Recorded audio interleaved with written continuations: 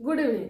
आज हम लोग पढ़ाई करेंगे वर्ग 7 अध्याय 9 18वीं शताब्दी में नई राजनीतिक संरचनाएं, जो कि हम लोग पिछला वीडियो से इसे अध्ययन कर रहे हैं। 18वीं शताब्दी में जो नई राजनीतिक संरचनाएं बनी थी, जिस कारण से कई राज्यों का उदय हुआ था मुगल साम्राज्य के पतन के कारण, उसी में हम लोग देखे थे 3 प्रकार के राज्यों का विकास हो रहा था, जिसमें अंतिम जो प्रकृति था राज्य का बनने का, उसको देखे थे कि जो वैसे उसमें राज्य था जो मुगल से लंबे समय से अपने आप को स्वतंत्र करने के लिए संघर्ष कर रहा था। उसी में हम लोग देखे थे मराठा साम्राज्य के बारे में, और आज देखेंगे जाट राज्य के बारे में। तो सबसे पहले हम लोग जान लेते हैं कि जाट जो था वो मुख्य रूप से कृषक था, मतलब आर्थिक उपार्जन का जो पेशा था वो कृषि कार्य था। तो इसीलिए जाट को कृषक समुदाय के नाम से भी जाना जाता है।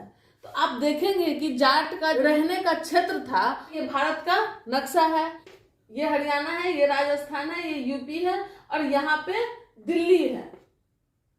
हरियाणा और यूपी के बॉर्डर पे ही दिल्ली स्थित है, और इसीलिए आप देखेंगे कि यमुना नदी के किनारे दिल्ली और मथुरा दोनों शहर स्थित है। इसी यमुना नदी के आसपास, मथुरा के आसपास के क्षेत्र में जो यमुना नदी के दोनों किनारे पे जाट समुदाय निवास करते थे। मुगलों के साथ संघर्ष का जो शुरुआत होता है जाट समुदाय का, उसका मुख्य कारण क्या होता है? उसका मुख्य कारण धार्मिक होता है। होता ये है कि जो औरंगजेब का फौजदार अब्दुल नबी ये काफी कट्टर होता है धर्म के मामले में। इस कारण से ये मथुरा के कुछ हिंदू मंदिर को क्षतिग्रस्त करता है, जिससे ये जाट समुदाय के लोग मुगल सत्ता के खिलाफ हो जाते हैं, और यही कारण होता है कि दोनों के बीच में संघर्ष की शुरुआत होती है। और यही संघर्ष 1669 ईस्वी में तिलपत के युद्ध के रूप में देखा जाता है, जिसमें जाट का नेतृत्व करता गोकुला का संघर्ष अब्दुल नबी से होता है, और अंततः अब्दुल नबी के द्वारा गोकुला का निर्मम तरीका से हत्या कर दिया जाता है। इसी संघर्ष को आगे बढ़ाते हुए 1685 ईस्वी में राजा राम के नेतृत्व में छापामार युद्ध होता है मुगलों के साथ, और राजा राम अंततः पराजित होता है। राजा राम अपने पराजय के दुख से आहत होकर के सिकंदरा में अकबर का जो मकबरा होता है, उस मकबरा से अकबर की हड्डी चुरा लेता है और उस हड्डी को गुस्सा में जला देता है। इस प्रकार से धार्मिक भावना को आहत पहुंचाना चाहता है जो मुगल से जुड़ा हुआ रहता है। 1688 ईस्वी में राजा राम की मृत्यु हो जाती है।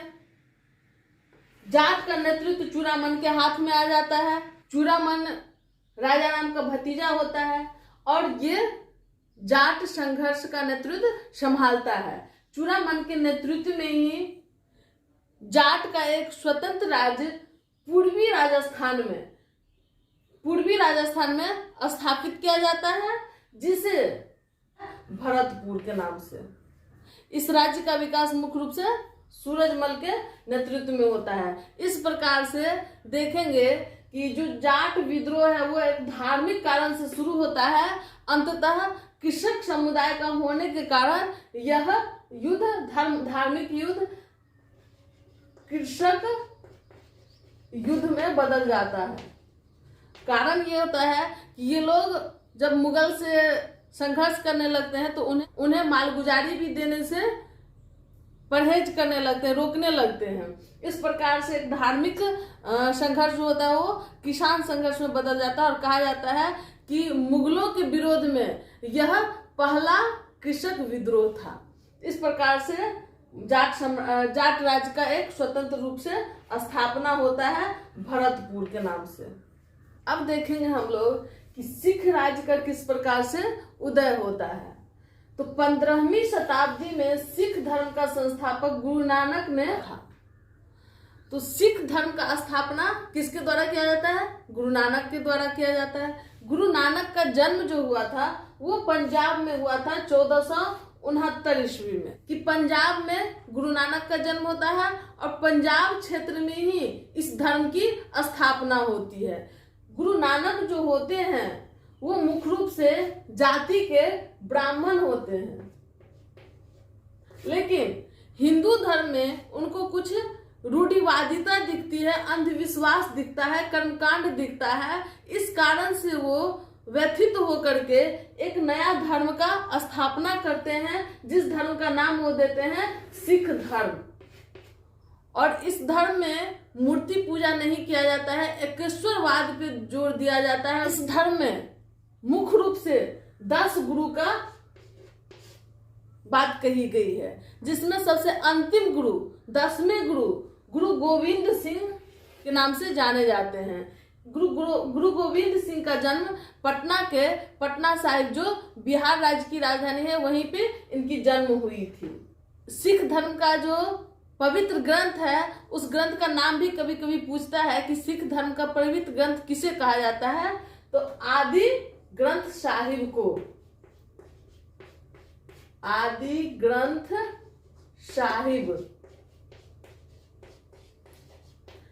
जिस प्रकार से हिंदू धर्म के मानने वालों के लिए मंदिर होता है, उसी प्रकार से सिख धर्म के मानने वाले का जो पवित्र स्थल होता है उसको, जो उपासना का स्थल होता है उसको गुरुद्वारा के नाम से हम लोग जानते हैं। ऐसा माना जाता है कि सिख धर्म को राजनीतिक और सैनिक रूप में सशक्त करने के लिए महत्वपूर्ण योगदान सिख धर्म के 10वें गुरु गोविंद सिंह के द्वारा किया गया था। गुरु गोविंद सिंह एक खालसा पंथ का भी स्थापना किए थे और उस पंथ के मानने वाले को 5 क की बात कही थी: केस, कंघा, कृपान, कड़ा, कच्छा।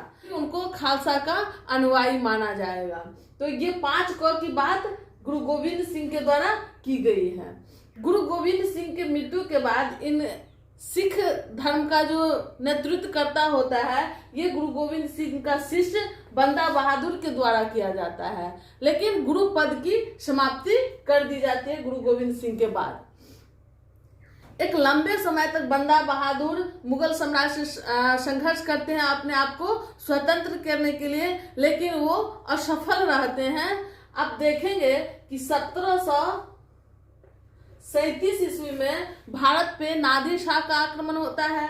1761 ईस्वी में अहमद शाह अब्दाली का आक्रमण होता है, जो कि पंजाब के क्षेत्र को जीतते हुए दिल्ली पे अपना अधिकार स्थापित करता है। लेकिन इन लोगों के लौटने के बाद, मतलब 1761 ईस्वी में अहमद शाह अब्दाली के लौटने के बाद पंजाब के क्षेत्र में राजनीतिक शून्यता को भरने के लिए सिखों के द्वारा अपने आप को सशक्त किया जाता है और जत्था और मिसलों में संगठित किया जाता है। इस प्रकार से मिसलों की कुल संख्या 12 हो जाती है। इसी में से एक मिसल होता है सुकरचकिया मिसल। सुकरचकिया मिसल, जिसके संस्थापक होते हैं चरत सिंह। और इन्हीं चरत सिंह का पोता होता है रणजीत सिंह।